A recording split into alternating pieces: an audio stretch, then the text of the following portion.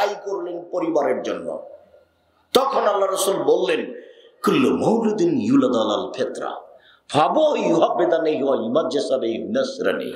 প্রত্যেকটা ছেলে মেয়ে ইসলামী ধারণ ক্ষমতা নিয়ে জন্মগ্রহণ করে, মানে প্রত্যেকটা ছেলে মেয়ে ইসলামের নিয়ম নীতি মেনে নিতে পারবে, এইটা দিয়ে তাকে সৃষ্টি করা হয়েছে।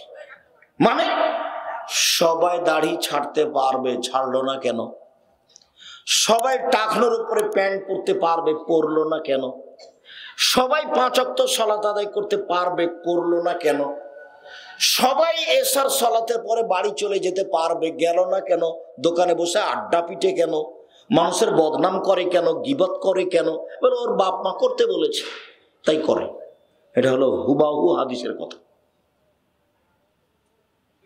একটা মেয়ে বোরখা, ঢিলে ঢালা বোরখা পরে থাকতে পারবে, স্কুল কলেজে যেতে পারবে, গেল না কেন? গেঞ্জি গায়ে দিয়ে চলে যাচ্ছে কেন? নগ্ন পোশাক পরে চলে যাচ্ছে কেন? ওর বাপ মা যেতে বলেছে তাই যাচ্ছে। একচাটিয়া বাপ মাকে দায়ী করা হয়েছে কয়েকটা হাদিসে, তার মধ্যে এটা একটা, যে একচাটিয়া পরিবারের জন্য বাপ মা দায়ী। প্রত্যেকটা ছেলে মেয়ে ইসলামী ধারণ ক্ষমতা নিয়ে জন্মগ্রহণ করে, তার বাপ মা তাকে ইহুদি করে দেয়, তার বাপ মা তাকে খ্রিস্টান করে দেয়, তার বাপ মা তাকে আগুন পূজক করে দেয়। বাপ মা যেভাবে গড়ে তোলে সেইভাবে গড়ে উঠে। তাহলে ছেলে মেয়ে খারাপ হওয়ার জন্য কে দায়ী হলো? বাপ মা। এরকম ধারাবাহিক কয়েকটা হাদিস আছে যাতে বাপ মাকে একচাটিয়া দায়ী করে। আর স্ত্রীকে, মাকে দায়ী করা আছে একচাটিয়া, এটারও প্রমাণ আছে, যেটা আমি মাঝে মধ্যে বলি।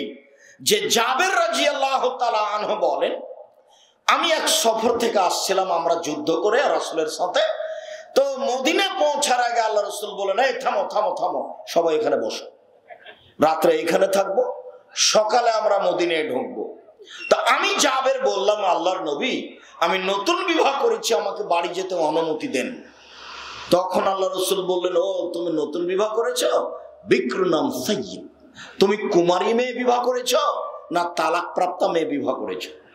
তা আমি বললাম যে তালাক প্রাপ্ত মেয়ে বিবাহ করেছি। আল্লাহ রাসূল আমাকে বললেন, হাল্লা বিক্রান তুলাইবহা তুলাইবুকা, তুমি কুমারী মেয়ে কেন বিবাহ করলে না? তুমি তার সাথে খেলতো, তোমার সাথে খেলতো। তুমি কুমারী মেয়ে কেন বিবাহ করলে না? তুমি তার সাথে খেলতো, তোমার সাথে খেলতো। এখন জাবের যেটা বলছেন সেটা দেখেন। জাবের রাদিয়াল্লাহু তাআলা বলছেন, আল্লাহর নবী শুনেন, আমার আব্বা উহুদের যুদ্ধে শহীদ হয়েছেন 9 জন মেয়ে রেখে। আমার 9টা বোন আছে। আমার পিতা শহীদ হয়েছেন উহুদের যুদ্ধে 9 জন মেয়ে রেখে, আমার 9টা বোন আছে। আকরাহুন উযাব্বিজা মিসলাহুন্না, আমি তাদের সমবয়সের মেয়েকে বিবাহ করা অপছন্দ করেছি 4টা কারণে। না, আমার বোনদের সমবয়সের মেয়েকে আমি বিবাহ করব না 4টা কারণে। এক, লিতুআল্লিমাহুন্না, আমার স্ত্রী আমার বোনদেরকে শিখিয়ে দিবে। 2, লিতুআদ্দিবাহুন্না, আমার স্ত্রী আমার বোনদের শিষ্টাচার শিখিয়ে দিবে। 3, লিতুরাজ্জিলাহুন্না, আমার স্ত্রী আমার বোনদের মাথার চুল চিরুনি করে দিবে। 4, লিতাকুমা আলাইহিন্না, আমার স্ত্রী আমার বোনদের উপরে পাহারা দিবে।